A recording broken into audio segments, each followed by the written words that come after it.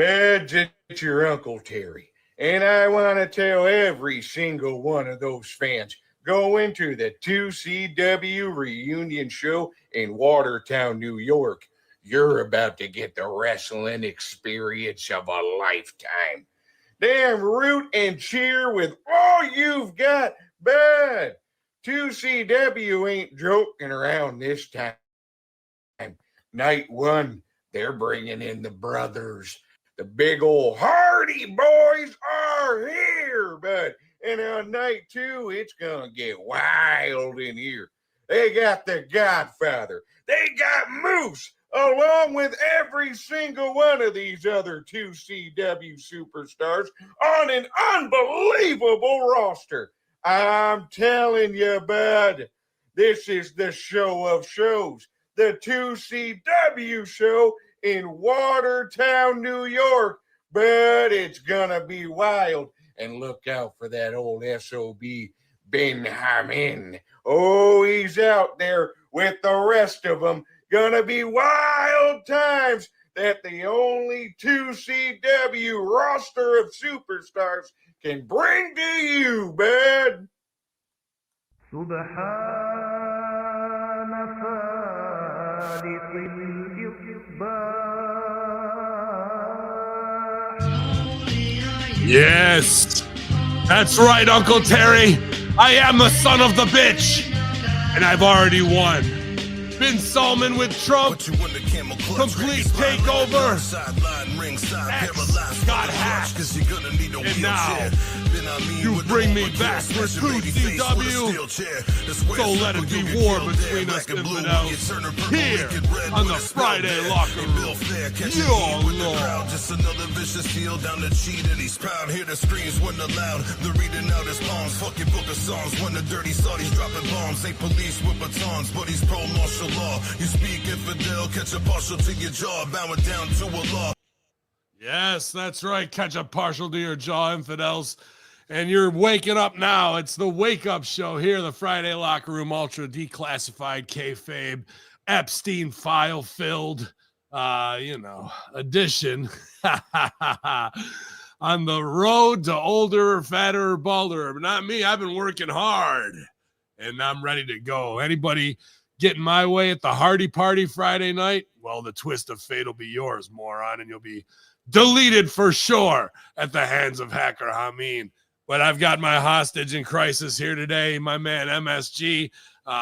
Pull it. He's got 7 billion reasons to tell you why. How you doing this morning, pal? I'm doing good. I totally forgot about some of those stories that you just brought up. I have a whole thing lined up, but yeah, I guess the Epstein files were released this week. That's right. I forgot about that.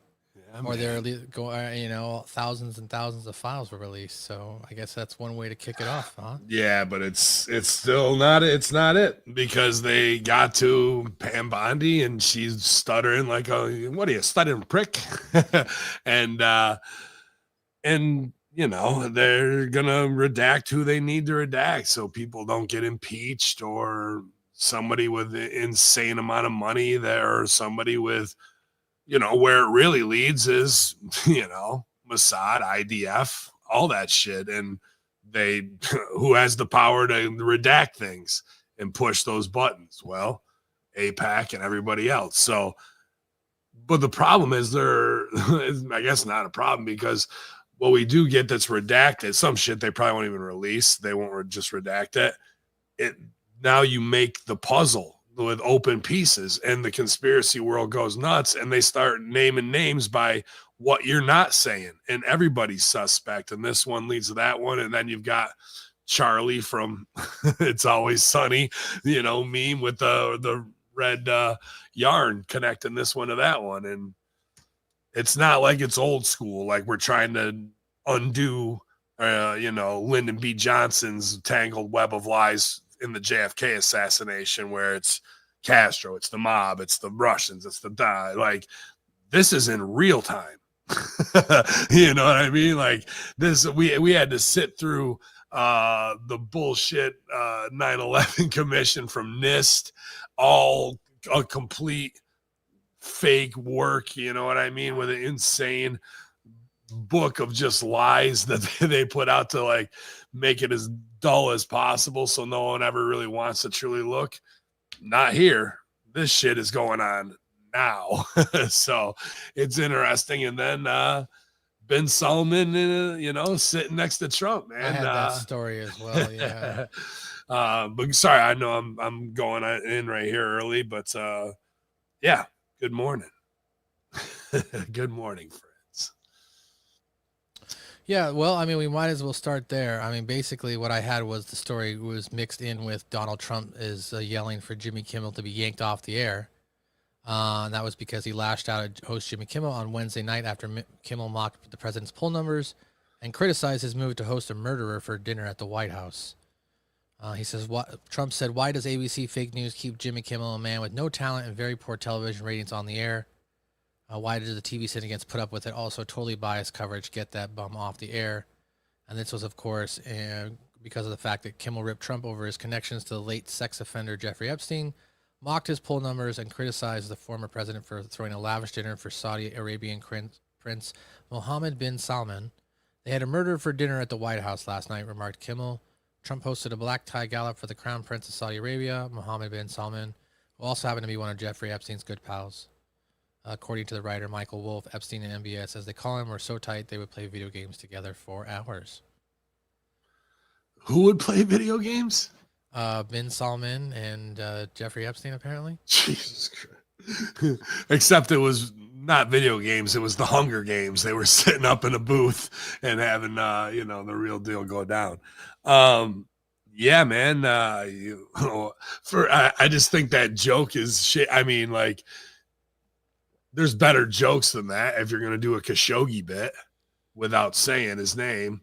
But yeah, obviously Jimmy Kimmel is a major puppet of who's in power and against Trump on the left side. Like, they brought him back after his show was doing shit numbers, and he's weaponized very much like they weaponized The Daily Show, except Jimmy Kimmel, all you got to do is go, Trump doesn't have to come back at him. He just needs to go, "This guy's saying something about me. Roll that footage of girls on trampolines. And Jimmy, let's talk about what a puppet you are," So at least Adam Carolla talks some truth every day. Like, this guy is dead TV as you can get, and just saying ridiculous shit. And the rib is like, you're hosting a murder. Every day there's murderers at the White House. People running black ops and fucking every other thing with a kill count that is unimaginable. With Clintons, we're only up to about 47 that we know. Yeah, like, you're not gonna do a Dick Cheney bit about doing genocide in the Middle East. You're not gonna go after George Bush or Obama, how many they had killed with drones. Like, bin Salman, and yeah, it's fucked up. They got him in a revenge hit, and they cut him into 15 pieces in a goddamn consulate. Where you're running for, to get away, and you think you're safe, and they're like, "No, dude, that game doesn't work here. This ain't a movie, dog." Get the chainsaws out, and then make an example. And that's some old medieval crusades type shit. Put your head on a spike and outside the fucking town walls. And yeah, these guys are capable of it, while they go, "We love wrestling and modernization, and Tom Brady, you're the best." But that shit still goes on all the time. Khashoggi's the only one that people know about. It probably goes on every fucking week there, dude. And we're supposed to just be like, but he said 600 billion investment in America. Now he's saying $1 trillion. Markets go up. Like, by the end of the day, the market's been crashing all week. Yesterday it went up 700, on 1,000 of investment. So it's just like this huge game that'll never stop, whether it's Epstein files or any of that shit, bro, because the players at the top have full control of everything. You know, like how are you supposed to battle back against that with your lame duck comedy show that nobody's staying up to watch late night because they don't want to be propagandized to, or they do, which means they're like searching that out to be like, yes, we're still right. We're still right. Like Jon Stewart's eating shit left and right. They had to bring him back after doing a DEI hire for 10 years in Trevor Noah, who tanked that show. That show used to be great. And then the people who spun out of it, Colbert and them, are all now just state propaganda. They're not doing any real comedy that punches both sides. At least Bill Maher is starting to go, okay, you guys are cuckoo for Cocoa Puffs. I'm going back to the middle, you know what I mean, and do what I need to do. And really kind of still be a true liberal to some degree, where what they've done with the left side party, you know, and finding whatever minority they can sink their teeth into and exploit them. And then once they get their way from kicking and screaming and using them as a human shield, they just cast them aside. Black Lives Matter for about 4 years of fucking getting money out of the system. ICE and Mexicans, that's the hot one right now. That'll be done 2 or 3 years. Then we'll switch to kicking Muslims out, and like it just won't stop. And like there'll be 70-year-old white women who are retired screaming about every fucking thing there is. It's right out of 1984. The party always used women, especially the younger ones, to push their propaganda and proles because they would be the most susceptible to them, and they just turn into an echo chamber. It's right out of the book from fucking the last 80 years. There's a playbook. So what are you supposed to be like? I'm not watching Kimmel. I'm not even participating with these people. Jimmy Kimmel, from the Man Show to what he's saying there now, dude, fuck out of here. Like, well, I have a very little respect for most actors who have anything to say about geopolitical events, myself included, except the character I did, I lived it for 20 years. And I'm about to go to do it again right next to Fort Drum military base. So question my performance. Okay, sure. I can do what they can do. They can't do what I can do. All right, well, let's jump into some wrestling headlines, unless you've got something else you wanted to talk about. No, man. I mean, yeah, I just like that things line up. You know what I mean? Like Big Vito going back to JCW and the NBA mob scandal breaks.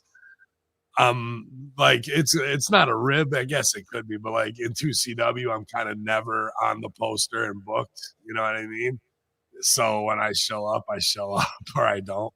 And where other places, you know, all bin and all that shit was good time and good ribs, but like I kind of like it like that, you know, because you never know what might drop. But then this week, Ben Salman is sitting there with Trump, and this is going to sound way egomaniacal or whatever. And, you know, I don't even know what I really fully believe about willing things into existence, but I like to keep that open mindset and let the universe kind of guide my decisions and go on my gut instinct experience and what my mentors have taught me.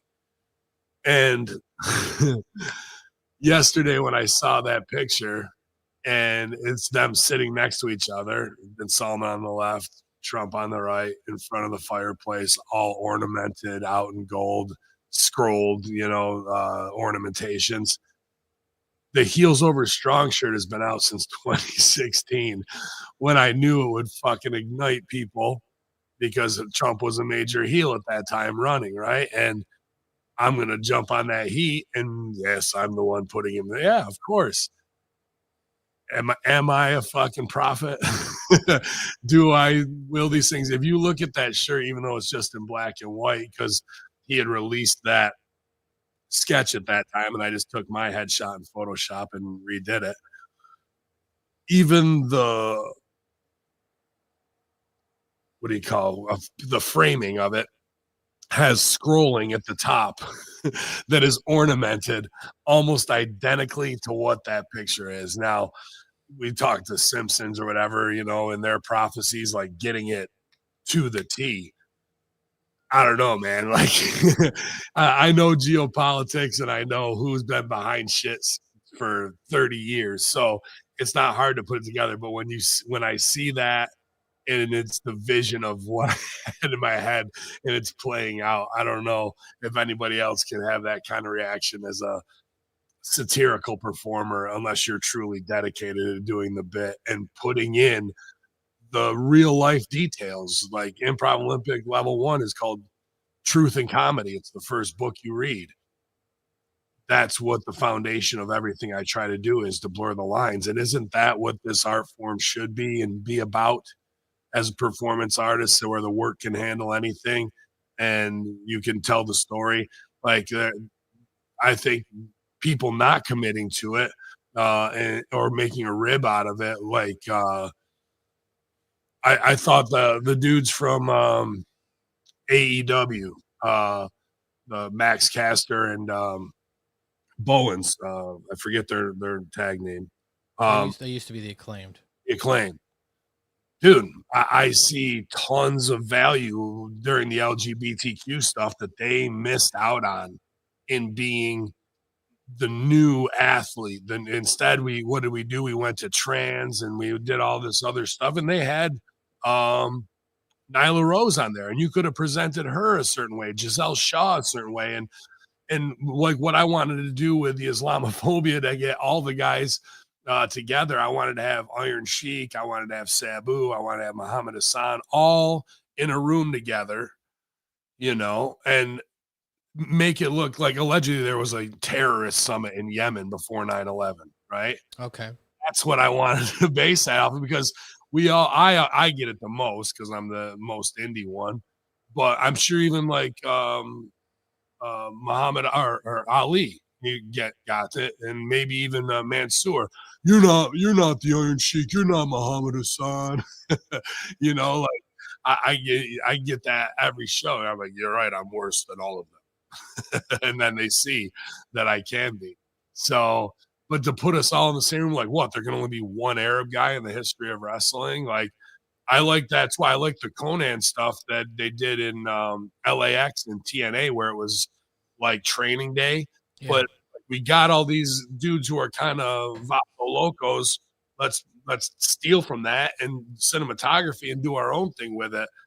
I think WWE can learn a lot from that right now because they got so many talented Latino performers, but it always ends up being this group or this group, and nobody ever gets over. There's just stuff that we can do to solidify everybody, and then we break out into our sub-story characters from there. So I don't know, man. I'm not trying to be like I'm a fucking prophet, but I like putting that level of work in, and then when it pays off 9 years later, that's why I like the Dominic Mysterio stuff. When I say find the game and play it out, just making a reference to Eddie Guerrero and looking like him and sticking like the bit and doing his wrestling frog splash, like that is where he is in that. Can he break out of it and do his own thing? Yeah, but right now that game is there to be played out, and he is farming it and not overdoing it where it's oversaturation of everything. It's always underneath the surface, and something can make it up, and he quantifies it with a smart remark, keep my dad's name out of your mouth or whatever, you know what I mean? Right. And boom, we're back on. That is playing at a very high level. And obviously, if his dad's Rey Mysterio and grew up around the Guerreros, he's seen it all. So he's already got a 20-year veteran education before he ever stepped in the ring. But everybody could be playing at that level. And I don't even know if Dom knows it, like in the breakdown of how some improvisers, they call it tricky prov, like how tricky prov that is of like, in chess moves, like I'm already going to be playing this game and I mix this back in and I bring this back, and you can let it sit on the surface, and people who watch for 2 years and you bring it back one time, it has a huge psychological impact on the viewer. Huge one, bro. And I love that shit. And everybody could have that. Everybody could. And when you're playing at that level, that's when you can do things with a look where the people are following one sub story and they're following another one, and they intersect, like I've said in the Venn diagram, And you know those characters so well and what they're thinking and what their id and what the game is playing out, that when those games cross up, they don't even have to say nothing because the crowd knows, here it comes. Two fucking forces are about to collide, and I know that game and I know this game. And all they have to do is look at each other, and it's all unsaid in the audience's mind. They can make it exactly what they want to. But if we don't do, everybody understands the tricky prov and the format and how it could work, we can never get to those so sweet moments like of what could be, you know? So yeah, I don't know, man. There's things I still appreciate, but I wish everybody was doing that level of work of truth and comedy, learning that craft to bring it to their work on a TV show. We're watching house shows. People aren't even really getting the chance to do TV most of the time. I mean, if you've got the capital and the free time, why do you think that these wrestlers aren't doing that or taking advantage of that opportunity, you know, to invest further in themselves so that way they can ultimately, if their career does come to a conclusion with WWE, potentially have a backup career in, you know, acting or in entertainment itself? You're in the bubble, bro. Everybody tells you you're awesome. You don't see outside of that.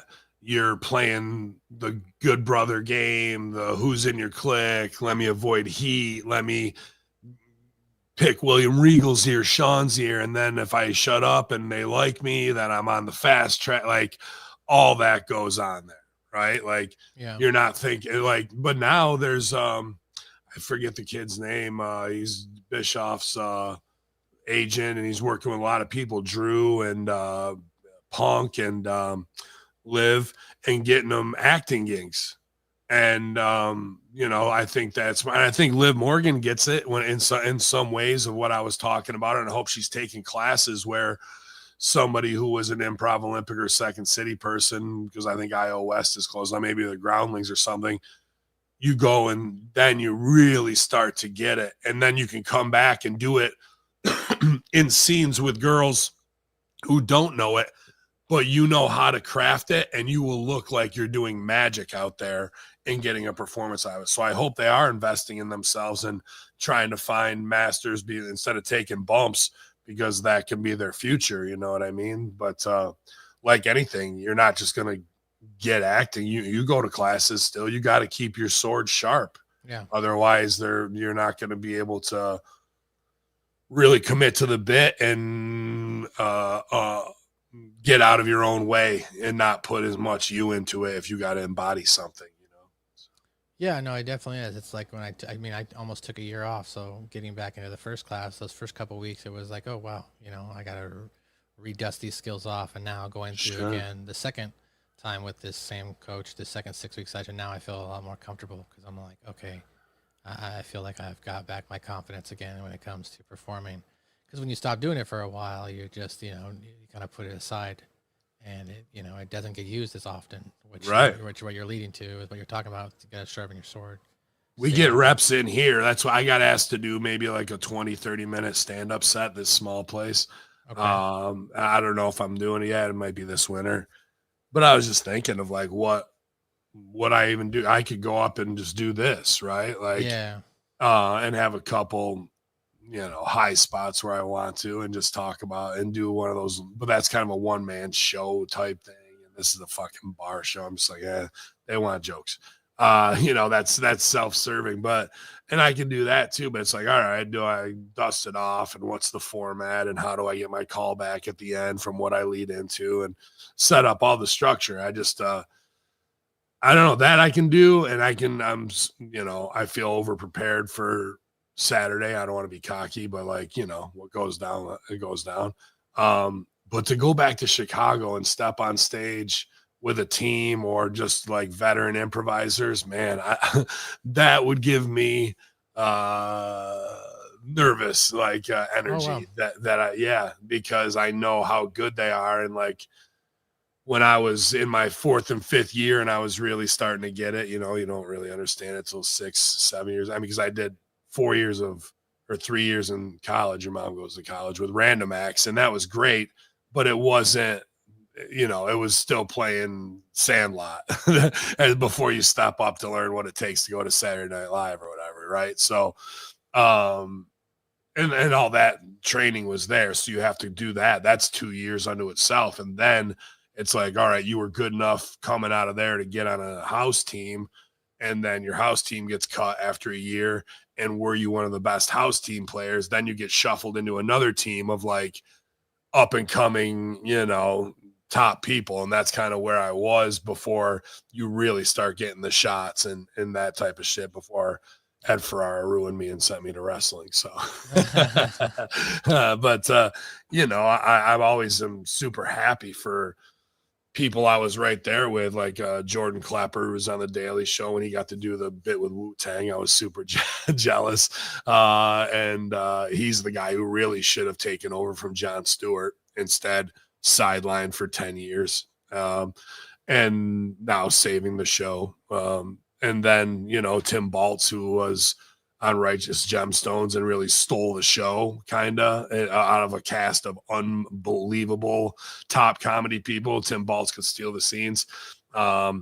So I love seeing those guys shine, man, because I know we all lived on the same block. We all didn't have a pot to piss in, or like all the guys from Silicon Valley, Thomas Middleditch, TJ Miller, dude, these are every night we were on stage, either opening for each other. But then what's cool at the end of Improv Olympics, so there'll be like 3 teams that each get to do a 25-minute Herald. And then at the end, we all come back on stage and do this thing called The Dream, where we just get stuff out of the audience. And what happens in the dream, you know, you might be a talking toaster, you know, you can be anything, you know, so where you want to go. But now you're playing with the top people and you're like on that house team, or you're in the mid card, and you get to see if you can hang with the fucking serious Shogun, and they're just having fun at the top level.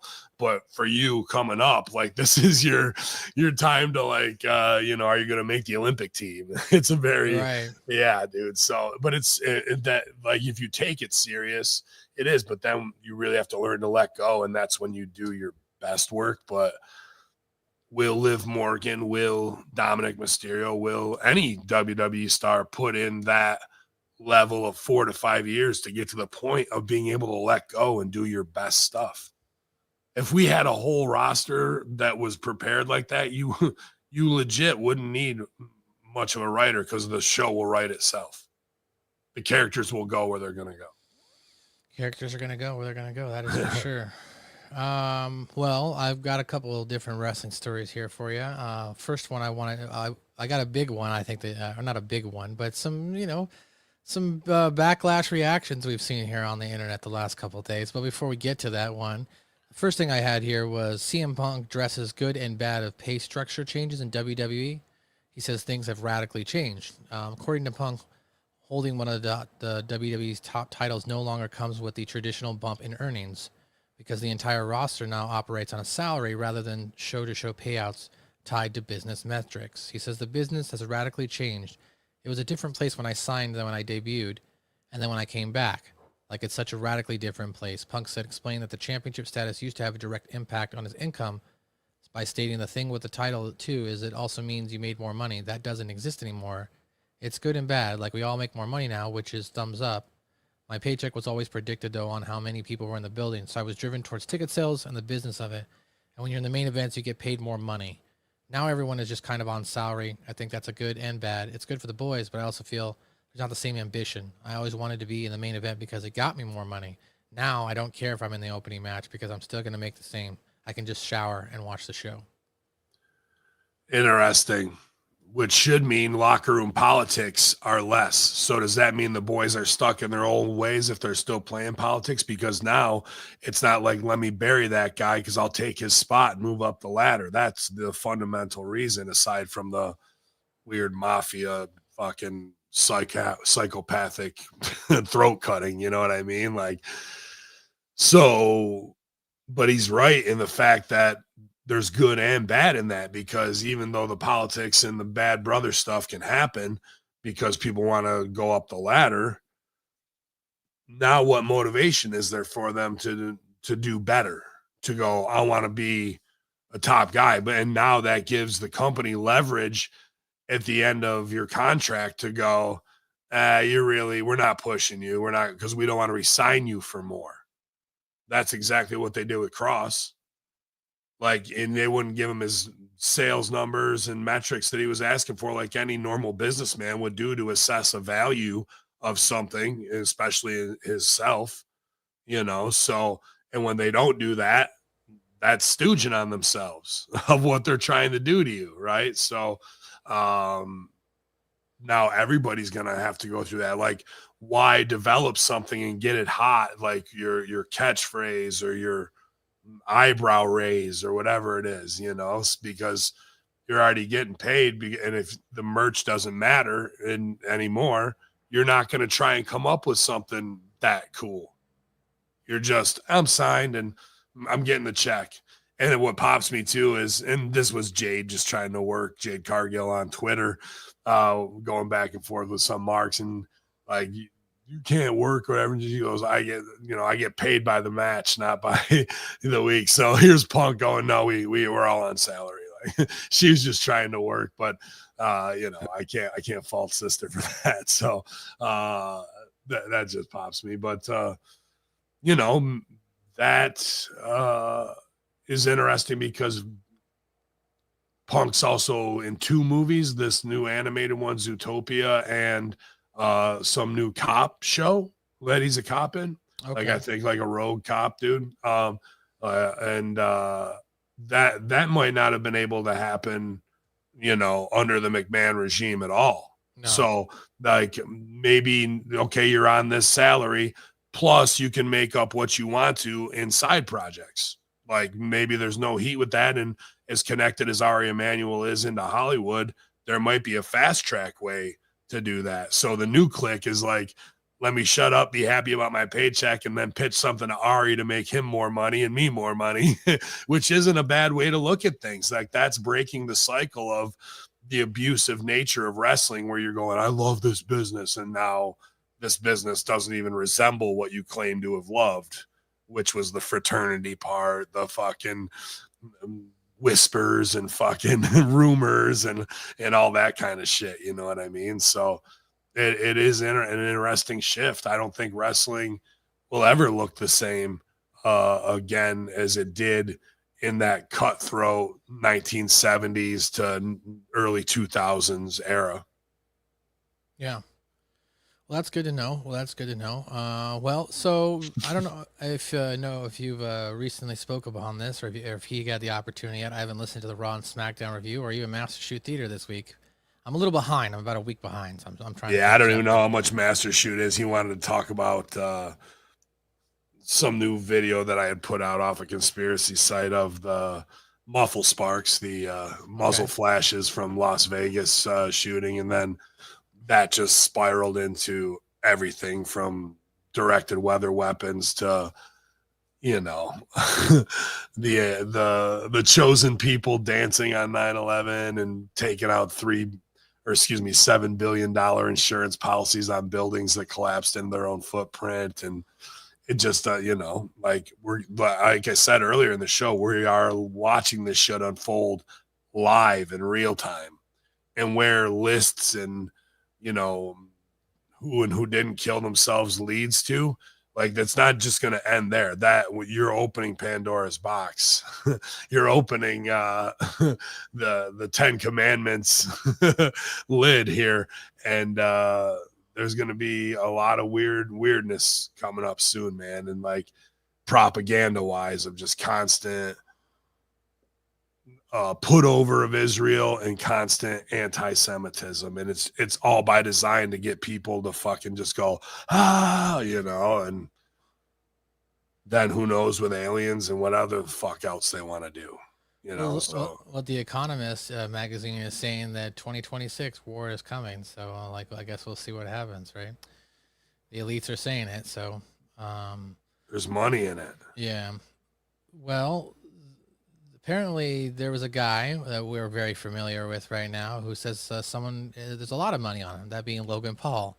Yeah. You and Stevie Richards, of course, been putting over Logan Paul, and Stevie it's being reported, of course, Stevie said on the podcast that Logan Paul is better than everybody in AEW, and should be world champion. And an interview with TMZ, Kyle Fletcher addressed Richards' remarks. He said, I think I said the same thing with the comments on me. I think a lot of these things are done with the thought process. Oh, this will get a reaction. Oh, this will get clicks. I don't know if he believes that wholeheartedly. If he does, like I said, everyone's entitled to their opinion. I think that opinion is bullshit personally. I think the roster that we have at AEW, the matches that you see are weekly, bi-weekly, like monthly basis. I'm astounded. I can't even keep up. I watch one match that I go, that's the best match I've ever seen. And then in the next week, I'll see another match, and I'm like, that's the best match I've ever seen. It's just absurd. It's an absolutely absurd claim to make. No hate on Logan Paul doing great stuff. Good for you. He's been in the business 5 years with that, so that level that he's performing at is insane. Do I think he's better than Kenny Omega, Will Ospreay? Not a fucking chance. And then Orange Cassidy has chimed in, and he said on Adrian Hernandez's, I don't know if he was just while speaking with him, no, absolutely not. They're saying that Logan Paul's better than the entire AEW roster. Yes, I think Logan Paul is good. I think he's doing very well for his limited experience. You get angry at people like that, and I just go in and do it, make it look great effortlessly. But, like, he's not better than the AEW roster. That's like another count of programming word. I don't know what he was saying there, but couldn't make that out. Yeah. But your thoughts on them firing back at Stevie Richards, Ben? Well, it's funny. I usually don't go in on the comments, but I looked at a couple, and usually it would be people like, well, if it was just us and not that, what the fuck's this jobber ever know? He doesn't know. He was never, when Stevie is one of the most brilliant minds I've ever worked with in the biz. And so they're really going, look at the AEW roster market. They're all butthurt and run to the internet to like bitch about it, like little fangirls, the guys on the roster, or they're getting asked questions and they go in. So that means that everybody's, do you see what Stevie said? Fuck him. Like that's what's going on over there. They're going to give a political response to it. But really the trolls in the internet are more pissed that the fucking dudes on the roster are selling for it. So everybody just wants to smash AEW, but that's fine. Everyone needs a little brother to kick around, I guess. Stevie is correct.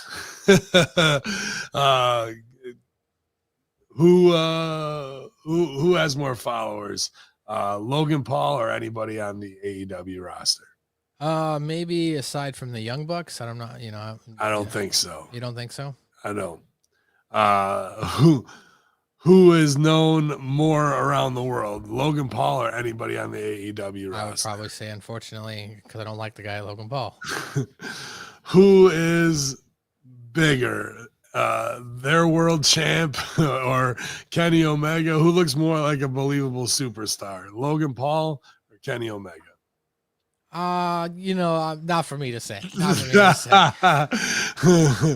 I think I'm not saying Kenny looks like shit, but I've stood next to fucking Kenny, and then I saw Logan Paul standing next to Braun Breaker and Bronson Reed, and he dwarfed them. And he fucking is jacked and looks like $1 million. Who cuts a better promo, Kenny Omega or Logan Paul? I don't know. That's hard for me to say because I don't like Logan Paul has turn off the TV heat with me. Like I don't really. That's how much I don't like Logan Paul. So like it's a little bit harder for me to be unbiased. Why does it turn off the TV heat?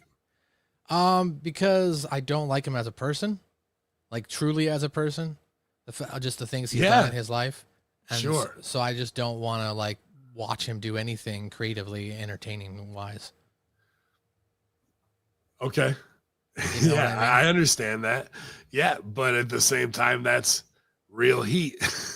I'm not saying he doesn't have real heat. I mean, he's obviously making. Who has real heat in AEW? It's nobody. So, by almost every metric of simple, how long have the top guys in AEW been doing this shit? 5-6 years now, as far as they've been. They've been as a company. How long have they been wrestling? 10, 15, 20 years. And Logan Paul's been doing it for how long? 3 to 5, I guess. This guy is a fucking A+ athlete. Is he a douche nozzle? Absolutely. And that is a good thing to be in wrestling, to draw tickets, because you're For sure. you're fucking Johnny from Karate Kid. You're a, you're all that 1980s asshole stuff reborn in 2025 of got it and act like you deserved it the whole way, and he's compromised himself and done dumb things to like gain that fame. But the sideshow him and his brother ran, and fucking get in the ring with Mayweather, and Floyd Mayweather ever fight Kenny Omega? Who's better, dude? Like, Stevie is right, and it's not just like AEW sucks. They're all high spot monkeys, and they fucking put each other in a fishbowl. Like, yeah, they do that. Whatever. Stevie is just saying this guy has more money written on him. This guy understands marketing. This guy gets that you don't have to do 50 high spots. You can fucking get your shit in and then get knocked out and lay in the corner and stay small. You don't have to be, I'm back up. Back elbow. Like, no, dude. Like, he's a sneaky fuck. He has to know timing. He has to know when to stay down to be a snake.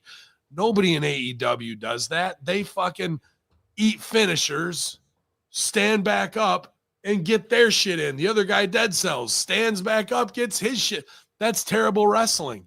And I don't care what a young guy like Kyle Fletcher says when he thinks, I watched this match and then it's that. It's not what these guys think of going up the ladder one rung at a time and next high spot, next kick out, and wah. That's not wrestling. They're wrong. I don't care if they've wrestled in New Japan. I'm just indie or whatever the fuck. That is not what the art form should be. That's what bastardized Meltzer PWI 500 marks have made this shit and actually ruined the business of the emotion in a match. Let me ask you a different side of the question then when it comes to Logan Paul.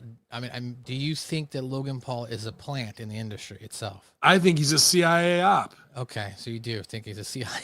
All right. So, I mean, how could you then want to support or think that this guy needs to be on television when it comes to professional wrestling when you point out the hypocrisies of what CIA ops do? We're living in a fucking psyop, bro. Like, at least this guy's gets it and is in front of the camera. Like, all these fucking YouTube stars get the preferential treatment of who's going to be it. And not that I'm an Andrew Tate guy, but he fucking said it on camera first. And he has pretty well inside fucking knowledge of this type of shit. Probably the same people that got him over too. And then he turned on them. And then what do? Hit you with charges. I'm not saying he doesn't do shady shit either, that Andrew Tate's a good guy, but who are you? Who's in your circles that can fucking put charges like that on you? And then who's in your circles that can get them taken off of you? Only deep state people. And when he goes, I know, maybe I saw this guy at a party and I know the dude he was talking to was the dude that tried to recruit me from APAC or whatever, like all that shit goes on all the time. So you don't get to fucking do worked boxing fights. You really think Jake Paul could beat fucking anybody he's fought? Like, all those are worked fights, bro. Like, I guess we're about to find out. He's supposed to be fighting an actual boxer coming up here, right? I mean, that's the next fight. And they'll put fucking half of their money on him through outside sources, through LLCs and S Corps with a ton of fucking fake FanDuel accounts, juke the fucking system. He'll take a dive and they'll cash in twice because somebody told them to. They're like, you can't put the heat on Logan Paul and Jake Paul. They're fucking puppets in the shit. They're way down here at the bottom of the marionette strings, bro. You want to be famous? You want to be a fucking multimillionaire? Yeah, dude. All right, do what we tell you. Well, point taken, and there you go. So hopefully we'll get Stevie's follow-up here. I'm subscribed to Stevie Richards' show on YouTube, and I'm sure James will probably bring something up to let Stevie respond as well. Hey, I mean, how's it feel to be grifting so hard on WWE? I know I've seen people saying grifting like it's 1920. I took a fall and I grifted him out of his, like, whatever the fuck you're from with this new speak fucking douchebaggery on the internet. Grifting, bro. I took 20 years of bumps. I've studied for the fucking masters in entertainment, and I know how to get people over. You're a fucking Mark fanboy who wants to come into a chat and act like you're over to fucking triggered or whatever the fuck it is with your stupid little meme culture, dude. I sell fucking weed every day. I do this out of my love and passion for the business. If WWE called me tomorrow, they couldn't pay me almost as much as their main eventers to fucking leave my business model. So I hope you're enjoying the show. Maybe you'll learn something. I doubt it. You're probably a touch hole generation useless millennial who couldn't fucking punch his way out of a wet paper bag with scissors in your hand. But you know, keep fucking gooning. Have fun in your Discord with your friends. You fucking touch hole. All right. Well, next story I've got here, Ben. There's a report people in WWE are not happy with Gigi Dolan's interview remarks about NXT salaries. While speaking to Denise Salcedo, Priscilla Kelly, formerly known as Gigi Dolan, claimed that there are WWE and NXT contracts as low as $30,000 a year. There you go. And they do not go. And I'm the one grifting. Hold on. And they do not go as high as you think.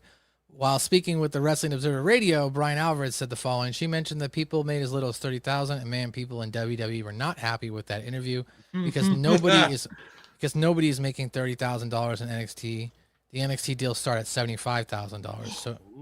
So if you're on television, wrestling on NXT television as a contracted performer, you're making at a minimum $75K.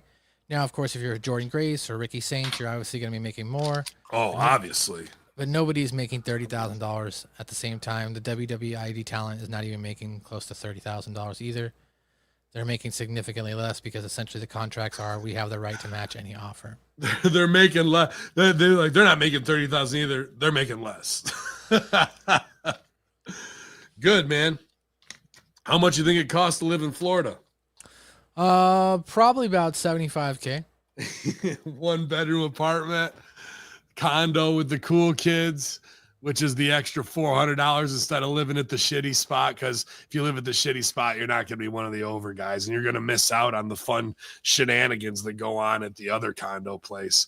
And then we get to go out and go on the beach and take pictures like we're over when we really don't have a pot to piss in, and we don't even know how to do a comeback yet or anything like that. But I got the coolest new whatever it is. When I was at OVW, it was Nike Shocks and Affliction shirts for fucking $100 a fucking shirt and $160 for stupid ass Nike Shock sneakers to go, see, I got money. I'm down too. Like, and almost all of those guys washed out of the business, bro.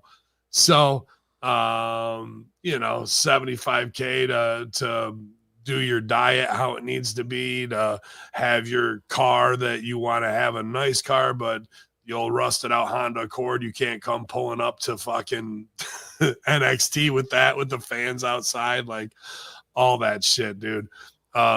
It's dude, Frank, I think you're way off base with what it takes to be a pro wrestler and what $75K can actually get you, and how many of those kids got to have their tanning. You got to go gym, laundry, all that. Plus, you know what?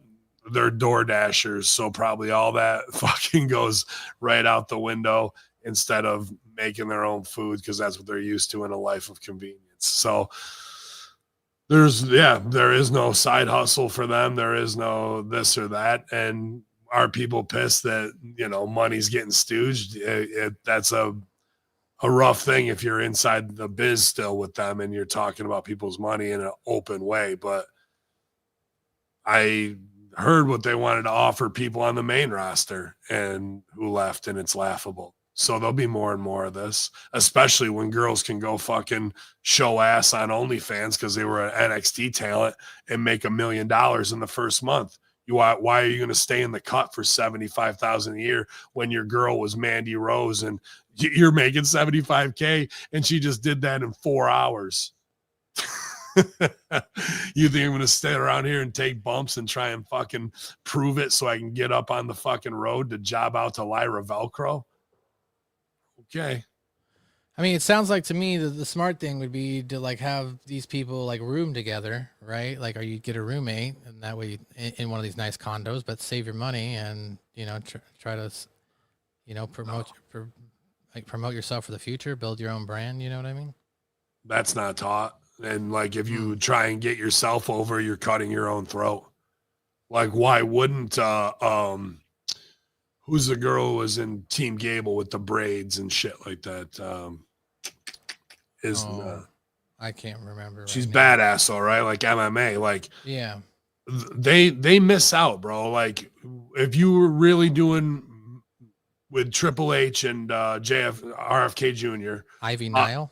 Ivy Nile, like, fucking, you're doing Make America Healthy Again. You have NXT. You need to get these kids reps. You want to build their own brand. Dude, my wives are fucking subscribed to beachbody.com. They have a whole roster of different programs and shit like that for everything from yoga to high intensity training to heavy weightlifting with different instructors. And if they do well, they spin out their own brand and come up with their own projects. Dude, Ivy Nile and the rest of them teaching some Muay Thai type fucking thing, like what it is with you got these dudes that are body guys. They can be teaching weightlifting. They could have their own beach body taught by them and really build their own program. And you, out of that, you could get your next Susan Powder, your next Billy Blanks, your next whoever, right? And have that making America healthy again under the WWE banner. Work out at home and start promoting fitness instead of sucking down Slim Jims and fucking whiskey and the shit in the corner, right? Like Prime energy drink, or you get over Prime with that. It's another vehicle to be like, we're having the healthiest energy drinks. We don't want you to drink sugar. We want you to do this. And you have the people's ear to fucking turn them into something and make a movement off of that while having your NXT talent coaches get over. But everybody's so short-sighted. I think about simple things like that. Like we talked on another show. Why was there never any Undertaker Jack Daniels that came in a coffin bottle? R.I.P. JD. Like their own things. Like they're known for, well, if you're going to Wrestlers Corps, you better bring Jack Daniels, the Undertaker. There's the money. You think fucking Undertaker, Jack Daniels not going to go, yeah. We don't, they're not going to be like, no, we don't want to partner with them. Yeah, we do. Let's fucking do a limited edition run. October only, Undertaker pay-per-view brought. There's millions of dollars. People go, oh, they're geniuses. They're making the most money ever. I see simple fucking things. Right. Instead, these kids could be making more money based on, hey, every one of these subscriptions we sell, you're going to get $1. We fucking sell 1 million subs. Yeah. But everybody's so fucking patting themselves on the back for being inside the bubble. And I made it to WWE. I'm over now. You have to look at this business as, I'm a pro wrestler. Right now, I'm with WWE, but I can go anywhere in the world and I'm always going to be me. Not that people define themselves through WWE. And then when that's taken away from them, like a Ridge Holland or plenty of people that aren't Ridge Holland who were hurt, like that just get cut. I know them, and I watch them go into deep depressions for 30 days to 90 days where they don't want to get out of bed because they feel like their life is just over with because they're not WWE anymore, as opposed to going, I'm unhandcuffed now and I can do whatever I want, or I'm going to take these 90 days and get my business plan ready. So on day 91, I can fucking launch and hit the ground running. And I've got all this. That's rarely what I see. What I see is very damaged performers who wear their emotions on their sleeves, who go up the ladder and forget about people who helped them get there. And then on the way back down, they come crashing down and it hurts inside. Goodness. That's carnies, queers, and addicts, bro. Are anybody in the acting world, the entertainment world, like truly put together? Like, they've got it all and they don't have any, with all genius, there's madness. Yeah. No, that's true. That is true. Well, a couple stories I've got left here. A new potential home for weekly TNA wrestling program emerges. Earlier in 2025, there was talk about TNA Wrestling seeking a new media rights deal for weekly programming At the time, President Carlos Silva stated that the company had an interested partner for a possible deal in 2026. In an exclusive update, John Elba of SI.com is reporting that AMC has emerged as a potential landing spot for TNA. Mike Johnson confirmed the talk of AMC getting involved with TNA has been bouncing around internally within the company since right before last month's Bound for Glory. So your thoughts on TNA Wrestling potentially ending up on the AMC movie channel? I mean, anything's a home at this point. Like, I really don't put a ton of stock in TV. Like, if it was me, I would go. I mean, sure, if they can get a deal, obviously that's a good thing for them. I'm not saying it's not, but I think everybody who's got these Roku TVs, the first thing you do is look, and there's apps on there for everything, right? Yeah. So how do you get it on a one is Pluto, and Tubi, I guess, is another one. I don't have much time to watch TV or movies, but if I want to put on something classic like Young Guns or Saving Private Ryan or something, I know they're always on there, right? So, and sometimes they got good stuff like old Reno 911 will just run on there for like 4-hour blocks. I can put that on. That fucking pops the shit out of me. What a unbelievably underrated show, comedy wise. But and just a great improv team to get coming together to make a show. I wish more improv teams would look at that and go, what's our version of that, you know? But yeah, for them, I guess it's good. You cannot kill them. You know, they're always looking for a new home or a new rebrand, but they have highly competent veterans in charge over there of creative and production. When you're talking Santino Marella, you're talking a great character guy who can turn it on and save a scene in a second. Tommy Dreamer, who has been running shows since ECW, right? So, and plenty of others, I'm sure, that I'm not thinking of right now, but they're in good hands when it comes to having veterans run the show, much like AEW probably should have done, you know, just giving it over to the guys who know what works for a long time and hang in there and let the talent do what they want to and just craft them lightly. I saw some dude got kicked out who was like a lifetime fan and I had that story too. He was posting Stooges, and like then they came back and apologized after the internet went off, but he's stooging live, you know, results. But that again is some 1990s wrestling bubble. It's fucking tape yourself, you know, masturbating and charge people era. Like that's where we are. Like instant stream me, I am the star of everything. Every moment I, me, my. Like, so this kid's stooging results, like that's some 1995 shit of like, who's stooging to the dirt sheets, bro? All you have to do is hit stream live on 19 different apps and off we go, you know? So get used to it. The reality is you might even want to be like, you know, I know people are watching at home, but here's the live stream, and start planting their own Twitch people, their own influencers. If you're worried about that, and branch out into Discord, into Twitch, and make that more your home, and encourage your live audience to be streaming live and participating and sharing, because that's how a nuclear bomb goes off. Split that atom, and then a series of chain reactions goes out. Like that should kind of be how we're trying to get this thing to go. And then you can call it the most live stream event from people in the crowd. You know what I mean? These are all the streams, and make it a fucking Truman Show where you even cut to like streamers in different parts of the arena and what they saw. And can we do it that quickly? But instead we're like, who's stooging? Who's get him the fuck out of here? Classic wrestling. You know? Yeah. Well, you already touched on that. I don't need to talk about that TNA story about the fan stuff. The last thing I had here was, were you familiar itself throughout the 70s and 80s with the National Wrestling announcer Bob Caudle? Just based on what I would probably watched, you know, in my years at OVW, going back and studying more NWA at the time, I'm well aware of who he is.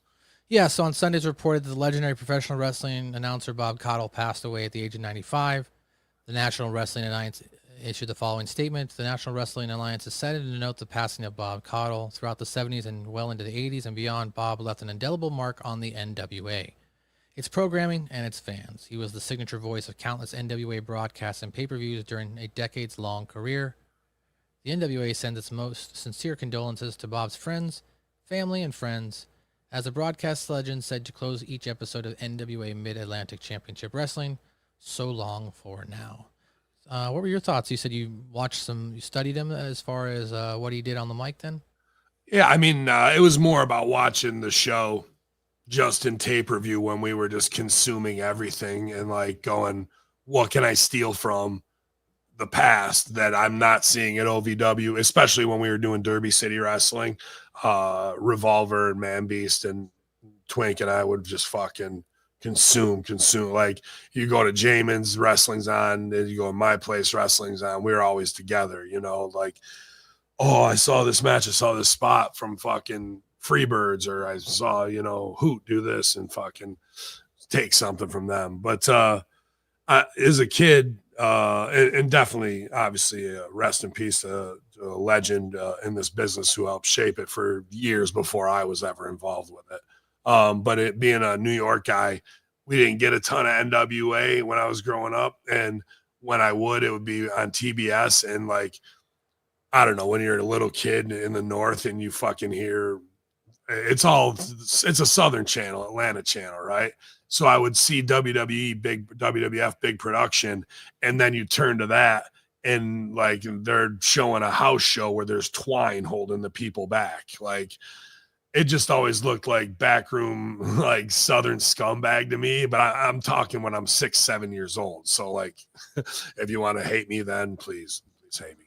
You know, so it always looked like cheap to me. So I always, as a little kid, looked at that Southern NWA wrestling as like, you know, like county fair type shit. And it was, but at the same time, the psychology, the strike, as I watched it as a man, the psychology, the strikes, the spots, the simplicity, the storytelling in the ring, just working heat on one body part, grabbing a hold, letting the guy come back up, you know, that I take from all that. And plus they kind of still had that 1970s beer belly brawler where WWE guys were all trying to be superstar Billy Graham and fucking gas to the gills. You know, that was another thing. Like as a little kid, I was like, you know, but like most of those guys look like lumberjack dudes I came up with that were my dad's buddies. So I always thought they would kick the shit out of anybody, you know? So I appreciate it for absolutely what it is historically.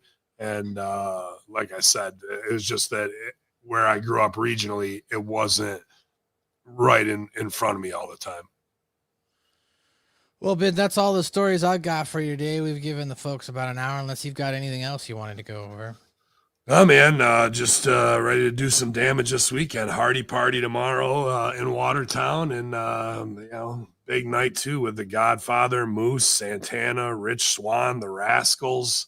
It's going to be a hell of a show. I know that for sure, man. So look forward to seeing all the HMG soldiers and anybody coming out. It should be a good weekend with the Good Brothers. I'm sure we'll have some Tully's chicken tenders, which will make everybody real happy. So, but y'all, man. And if you're, you know, a hate bot mark in the comments, we love you too, I guess. So y'all check out ravensjoint.com, you guys, if you're bored at work and just want to look at some great cannabis. I got some new companies coming in. Excited to try the new House of Sachi Rose Runts vape here. Very nice. One of my favorite producers and growers, and he was a great mentor to us. House of Sachi, a great brand available at Ravens Joint. And y'all, Uncle Terry, you better be careful who you're calling out, you old son of a bitch, because you just might get yours soon here on the Friday Locker Room. Hacker Hameen, MSG, olderer, fatterer, balderer. YOLO. Japanese. Get him out, honey.